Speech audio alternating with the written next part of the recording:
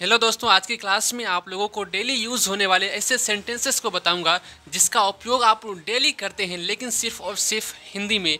अब उसी को आप इंग्लिश में बोलना सीख जाएंगे। किसी को जैसे बोलना है कि आप जूते पहन लो, जूते उतार लो, स्कूल चले जाओ, बस से चले जाओ, तो ऐसे आप लोग बहुत सारे ऐसे सेंटेंसेस होते हैं जिसका उपयोग हिंदी में आप लोग तो करते हैं, लेकिन उसको इंग्लिश में बोल नहीं पाते। आज जब आप इस वीडियो को देख लीजिएगा तो आप लोग सही से उच्चारण के साथ बोलना भी सीख लेंगे और उसको इंग्लिश में फर्राटेदार भी बोलना सीख जाएंगे। तो चलिए बिना देरी करते हुए आज की क्लास को हम लोग करते हैं स्टार्ट।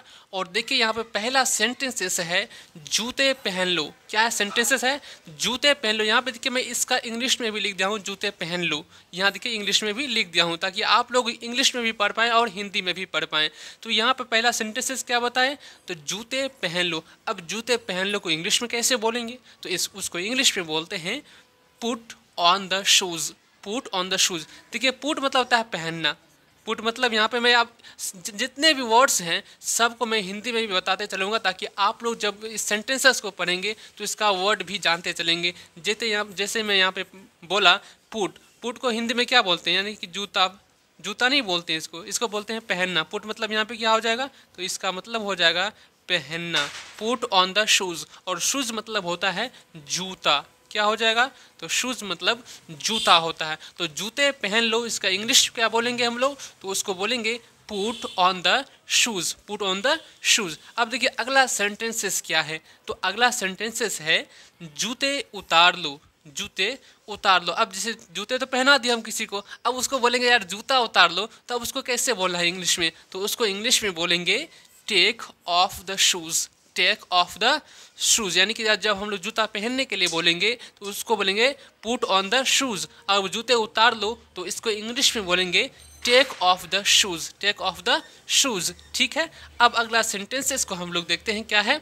शर्ट पहन लो। क्या लिखा हुआ है? तो शर्ट पहन लो। अब इसको कैसे बोलेंगे इंग्लिश में? तो इसको इंग्लिश में बोलेंगे wear the shirt. Wear the shirt. यहाँ पे क्या हो जाएगा? वियर मतलब पहनना हो जाएगा। यानी कि सेंटेंसेस के हिसाब से इसका वर्ड मीनिंग भी चेंज हो जाता है। तो शर्ट पहन लो, पहनना का होता है वियर, पहनना क्या हो जाएगा? वियर। ठीक है। यहाँ पे क्या हो जाएगा? वियर मतलब पहनना। शर्ट मतलब जानती हैं, तो शर्ट मतलब शर्ट ही हो जाएगा। Wear the shirt. शर्ट पहन लो। ठीक है। अब देखिए यहाँ पे लिखा हुआ है शर्ट उतार लो। शर्ट पहन लो पढ़ें। अब यहाँ पे है शर्ट उतार लो, तो इसको इंग्लिश में बोलते हैं take off the shirt. Take off the shirt. Shirt उतार लो। उतारना मतलब होता है, उतारना मतलब टेक होता है। ठीक है। उतारना मतलब टेक मतलब उतारना हो जाएगा। शर्ट उतार लो, टेक ऑफ द शर्ट। दिल पे मत लो। दिल पे मतलब जब किसी को हम कुछ बोलते हैं ना, वो जब वो गुस्सा हो जाता है तो बोलते हैं ना यार यार मतलब दिल पे नहीं लो, दिल पे मत लो। तो अब उसको इंग्लिश में कैसे बोलेंगे? तो उसको इंग्लिश में बोलेंगे don't take it to heart. Don't take it to heart. Heart मतलब होता है दिल। हर्ट मतलब दिल होता है, याद रखिएगा। तो दिल पे मत लो, इसको इंग्लिश में कैसे बोलेंगे? तो इसको बोलेंगे don't take it to heart. Don't take it to heart. उसे विदा कर दो।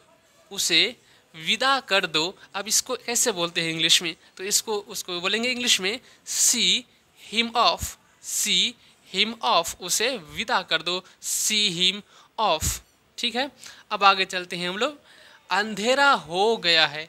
अंधेरा हो गया है। अब इसको बोलते हैं इंग्लिश में इट्स गॉट डार्क।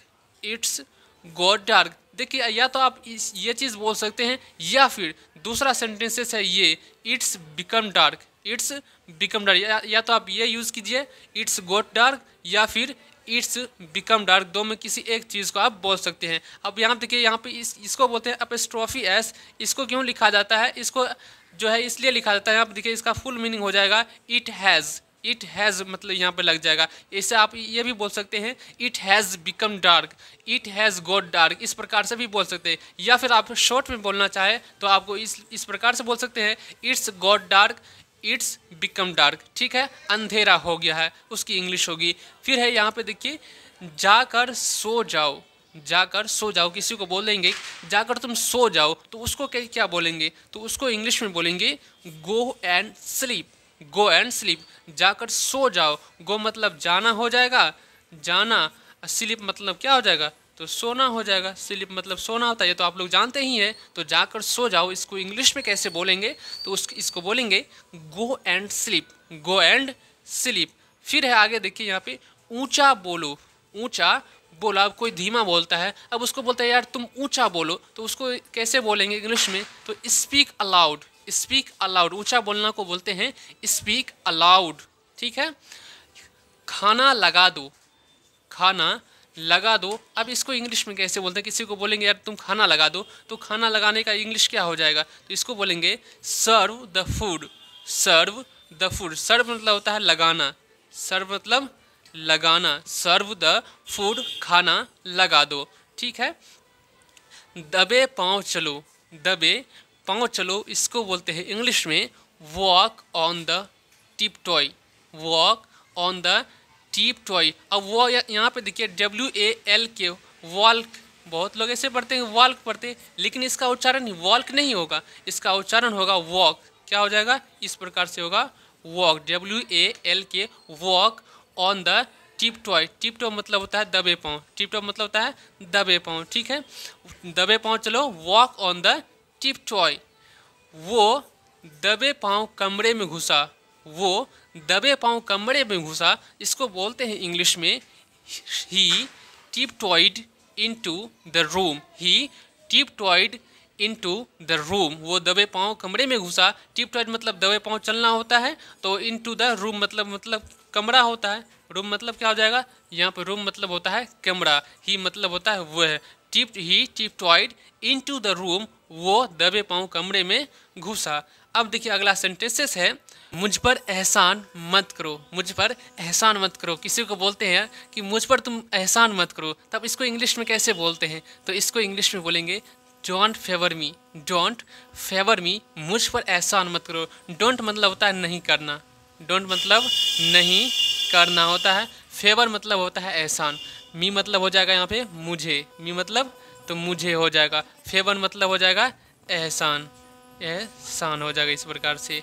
मुझ पर एहसान मत करो, don't favour me, don't favour me. अब देखिए अगला सेंटेंसेस है, अगला सेंटेंसेस यहाँ पे लिखा हुआ है टेबल से कप हटा दो, टेबल से कप हटा दो, इसको बोलते हैं इंग्लिश में move the cup of the table, move the cup of the table. अब यहाँ पे देखिए 3 वर्ड बहुत ही महत्वपूर्ण है। पहला देखिए मूव, मूव मतलब होता है हटाना, मूव मतलब क्या हो जाता है, यहाँ पे हो जाता है हटाना।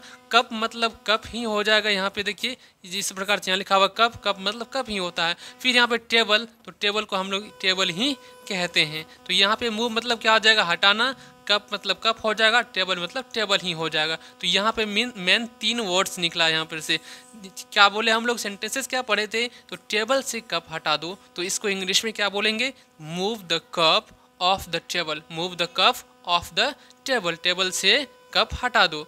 फिर है पत्ते पेड़ से गिर रहे हैं, पत्ते पेड़ से गिर रहे हैं, तो इसको बोलते हैं इंग्लिश में leaves are falling off the tree, leaves are falling off the tree. Leaves मतलब होता है गिरना, गिरना, फॉलिंग मतलब होता है तेजी से, फॉलिंग मतलब तेजी से, फॉलिंग मतलब होता है नीचे, सॉरी, लीव्स मतलब गिरना, फॉलिंग मतलब नीचे, ऑफ द ट्री, ट्री मतलब हो जाएगा यहाँ पे पेड़, ट्री मतलब पेड़ हो जाएगा, फॉलिंग मतलब हो जाएगा नीचे, नीचे, लीव मतलब हो जाएगा क्या, तो गिरना हो जाएगा, ठीक। Leaves, leaves are falling off the tree, पत्ते पेड़ से गिर रहे हैं, पत्ते पेड़ से गिर रहे हैं, leaves are falling off the tree. वो बस से उतर रहा है, वो बस से उतर रहा है, तो इसको बोलेंगे इंग्लिश में he is getting off the bus, he is getting off the bus. अब यहाँ पे देखिए गेटिंग मतलब होता है उतरना, गेटिंग मतलब क्या हो जाएगा यहाँ पे, तो गेटिंग मतलब हो जाएगा उतरना, और ऑफ द बस, बस मतलब हम लोग बस ही बोलते हैं, ठीक है। वो बस से उतर रहा है, he is getting off the bus, getting मतलब हो जाएगा यहाँ पे उतरना। कपड़े सुखा दो, कपड़े सुखा दो, इसको बोलते हैं इंग्लिश में put the clothes to dry, put the clothes to dry. Put मतलब होता है करना, पुट मतलब करना हो जाएगा, क्लॉथ्स मतलब होता है कपड़ा, कपड़ा को क्या बोलते हैं, तो क्लॉथ्स से बोलते हैं। टू ड्राई मतलब होता है सुखाना, ड्राई मतलब सुखाना हो जाएगा, सुखाना, ठीक है। कपड़े सुखा दो, put the clothes to dry, कपड़े सुखा दो। आलू छील दो, आलू छील दो, इसको बोलते हैं peel off the potatoes, peel off the potatoes. Peel मतलब होता है छीलना, पील मतलब क्या हो जाएगा, तो छीलना, इस प्रकार से छीलना हो जाएगा। द पोटैटोज मतलब होता है आलू, पोटैटो, यहाँ देखिए पोटैटोज लिखा हुआ है, यानी कि बहुत सारे आलू होते हैं ना, ये ऐसा नहीं कि सिर्फ एक आलू को बोलेंगे छीलने के लिए, तो जब एक आलू रहेगा तो वहाँ पे बोलेंगे सिर्फ पोटैटोज। यहाँ पे देखिए ई एस लगा हुआ है लास्ट में, इसका मतलब है कि बहुत सारा आलू होगा वहाँ पे, इसलिए यहाँ पे क्या लगा हुआ है, तो पोटैटोज। तो यहाँ पे पोटैटोज मतलब क्या होता है, तो आलू होता है। तो आलू छील दो, इसको बोलेंगे इंग्लिश में पील ऑफ द पोटैटोज। पील मतलब हो जाएगा छीलना, पोटैटोज मतलब आलू हो जाएगा। ठीक है, फिर है संतरा छील दो। जिस प्रकार से हम लोग आलू को बोले छीलने के लिए, उसी प्रकार से यहाँ पे क्या है, तो संतरा छील दो, तो इसको बोलेंगे peel off the orange, peel off the orange. Peel मतलब क्या होता है, तो पील मतलब छीलना होता है, हम लोग ऊपर ही पढ़े, तो पील मतलब छीलना होता है। ऑफ द ऑरेंज मतलब यहाँ पे नारंगी हो जाएगा, या फिर संतरा बोलिए आप, संतरा या फिर नारंगी भी बोला जाता है, इसको याद रखिएगा। ठीक है, नारंगी या संतरा को क्या बोलते हैं, तो ऑरेंज बोलते हैं। पील मतलब होता है छीलना। मैं जनवरी में पैदा हुआ था। अब किसी को बोलेंगे यार तुम कौन से महीने में पैदा हुआ था, तो वो बोलेगा मैं जनवरी में पैदा हुआ था, तो इसको इंग्लिश में बोलेंगे I was born in January, I was born in January. Born मतलब होता है जन्म, क्या हो जाएगा, बोर्न मतलब जन्म होता है, वॉज मतलब यहाँ पे हो जाएगा था, आई मतलब मैं, इन मतलब हो जाता है मैं, और जनवरी मतलब जनवरी ही होता है, जनवरी मतलब जनवरी होता है। मैं जनवरी में पैदा हुआ था, I was born in January, I was born in January. तो बोर्न मतलब क्या होता है, तो जन्म होता है, जनवरी मतलब जनवरी होता है। ठीक है, फिर है अगला सेंटेंसेस, वो 2015 में घर आएगा, वो 2015 में घर आएगा। He will come home in 2015, यानी कि he will come home in 2015, इस प्रकार से भी बोल सकते हैं। तो वो 2015 में घर आएगा, he will come home in the 2015 या 2015, इस प्रकार से बोल सकते हैं। तो होम मतलब हो जाएगा यहाँ पे घर, और कम मतलब हो जाएगा आना। विल लगेगा, क्यों विल क्यों लगा यहाँ पे, क्योंकि यहाँ पे देखिए लास्ट में आएगा लगा हुआ है। जब भी मैं आप लोगों को पहले भी बताया था, जब भी गा या गी वाला शब्द आएगा तो उसमें विल का प्रयोग होगा। तो he will come home in 2015, यानी कि वो 2015 में घर आएगा। He will come home in the 2015। मैंने जून 2009 में कंपनी छोड़ी, मैंने जून 2009 में कंपनी छोड़ी, तो इसको बोलते हैं इंग्लिश में I left the company in June 2009। आप हिंदी में भी बोल सकते हैं, या फिर 2009, इस प्रकार से बोल सकते हैं। I left the company in June 2009। तो लेफ्ट मतलब होता है छोड़ना, लेफ्ट मतलब छोड़ना, कंपनी मतलब कंपनी ही हो जाएगा यहाँ पे, इस प्रकार से कंपनी बोलते हैं इसको। जून मतलब जून के महीने में छोड़ा था, कब, तो 2009 में। मैंने जून 2009 में कंपनी छोड़ी, आई left the company in the June 2009।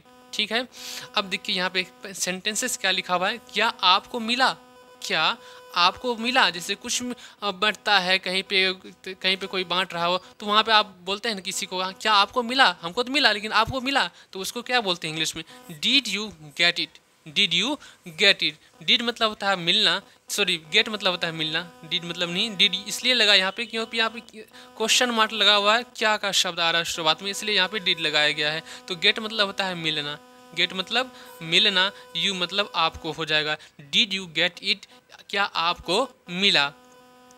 यह किसका नंबर है, यह किसका नंबर है, इसकी इंग्लिश हो जाएगी whose number is this, whose number is this. Whose मतलब होता है किसका, हुज मतलब किसका, नंबर मतलब नंबर ही बोलते हैं, NUMBER नंबर। और यहाँ पे दिस मतलब होता है यह, दिस मतलब यह होता है, इज मतलब है होता है। यह किसका नंबर है, whose number is this, whose number is this, यह किसका नंबर है। यह ठीक नहीं है, यह ठीक नहीं है, it is not right, it is not right, यह ठीक नहीं है। इट मतलब होता है यह, इट मतलब यह। अब इट इसलिए लगता है क्योंकि ये निर्जीव चीज़ के लिए लगता है, जैसे किसी निर्जीव चीज़ के बारे में बोलते हैं तो वहाँ पे इट का प्रयोग किया जाता है। इट इज़ नॉट, नॉट मतलब होता है नहीं, नॉट मतलब नहीं होता है, राइट मतलब होता है ठीक, ठीक या बोले तो सही, ठीक भी बोल सकते हैं या फिर सही भी बोलते हैं। यह ठीक नहीं है, इट इज़ नॉट राइट। ठीक है, मुझे आपकी सलाह चाहिए, मुझे आपकी सलाह चाहिए। I want your advice, I want your advice. अब देखिए यहाँ पे वॉन्ट मतलब होता है चाहना, वॉन्ट मतलब चाहना होता है, और योर मतलब होता है आपका, आपका हो जाएगा, और सलाह मतलब होता है एडवाइस। यहाँ पे क्या हो जाएगा, एडवाइस मतलब तो सलाह हो जाएगा, आई मतलब मुझे हो जाएगा, आई मतलब मुझे। तो आई वॉन्ट योर एडवाइस, मुझे आपकी सलाह नहीं चाहिए। इसको इंग्लिश में क्या बोलेंगे, I want your advice. Want मतलब चाहना हो जाएगा, योर मतलब आपका, एडवाइस मतलब सलाह। मुझे आपकी सलाह नहीं चाहिए, आई वॉन्ट योर एडवाइस। मैंने एक सपना देखा, मैंने एक सपना देखा, तो कोई भी सपना हो सकता है। तो मैंने एक सपना देखा, तो इसको बोलेंगे I had a dream, I had a dream. Dream मतलब ये होता है सपना, ड्रीम मतलब क्या होता है, तो सपना होता है। ए मतलब हो जाएगा एक, ए मतलब जानते हैं क्या होता है, एक होता है आई हैड अ ड्रीम, मैंने एक सपना देखा। चलो पता लगाते हैं, चलो पता लगाते हैं। जब कुछ कोई चीज़ खो जाता है तो उसको पता लगाने जाते हैं। तो जब हम किसी के साथ चलते हैं तो बोलते हैं चलो पता लगाने चलते हैं। तो इसको इंग्लिश में कैसे बोलेंगे, तो इसको इंग्लिश में बोलेंगे let's find out, let's find out. Find मतलब होता है ढूंढना, ढूंढना या पता लगाना, ढूंढना या पता लगाना, पता लगाना। ठीक है, पता लगाना यानी कि फाइंड आउट मतलब होता है पता लगाना। लेट्स फाइंड आउट, चलो पता लगाते हैं। क्या तुम बीमार हो, क्या तुम बीमार हो। जब कोई बीमार रहता है तो उसको बोलते ही है क्या तुम बीमार हो, तो इसको बोलते हैं इंग्लिश में are you ill, are you ill. Are मतलब होता है हो, यू मतलब तुम, और इल मतलब होता है बीमार। इल मतलब क्या होता है, यहाँ पे बीमार हो जाएगा, बीमार। ठीक है, क्या तुम बीमार हो, तो आर यू इल। मैं ठीक हूँ, मैं ठीक हूँ, इसको बोलते हैं I am fine, I am fine. Fine मतलब होता है ठीक, फाइन मतलब ठीक, आई एम फाइन, मैं ठीक हूँ। क्या सब ठीक है, क्या सब ठीक है। तो जब हम सबके बारे में बोलते हैं तो पूरे फैमिली के बारे में क्या सब ठीक है, तो उसको बोलते हैं is everything okay, is everything okay. Everything मतलब होता है सब ठीक, एवरीथिंग मतलब होता है सब ठीक, ओके मतलब ठीक होता है, एवरीथिंग मतलब होता है सब, और ओके यहाँ पे लगा हुआ है तो उसका मतलब होता है ठीक। एवरीथिंग ओके, और एवरीथिंग ओके, क्या सब ठीक है। ठीक नहीं हूँ, फिर यहाँ पे देखिए सेंटेंसेस है ठीक नहीं हूँ, तो इसको बोलते हैं इंग्लिश में नॉट वेल, नॉट वेल। ठीक नहीं हूँ, नॉट वेल। तुम कब ऑनलाइन आओगे, तुम कब ऑनलाइन आओगे, तो इसको इंग्लिश में कैसे बोलते हैं when will you come online, when will you come online. कब मतलब होता है आना, कब मतलब आना हो जाए, ऑनलाइन मतलब ऑनलाइन ही हम लोग पढ़ेंगे यहाँ पे ऑनलाइन, ऑनलाइन। यहाँ पे देखिए कलम नहीं चल रहा, मैं नीचे में लिख दे रहा हूँ on line, online. When मतलब होता है कब, व्हेन मतलब कब होता है, यू मतलब यहाँ पे तुम हो जाएगा। तुम कब ऑनलाइन आओगे, when will you come online. अब देखिए मैं यहाँ पे सेंटेंसेस दिखा रहा हूँ आप लोगों को।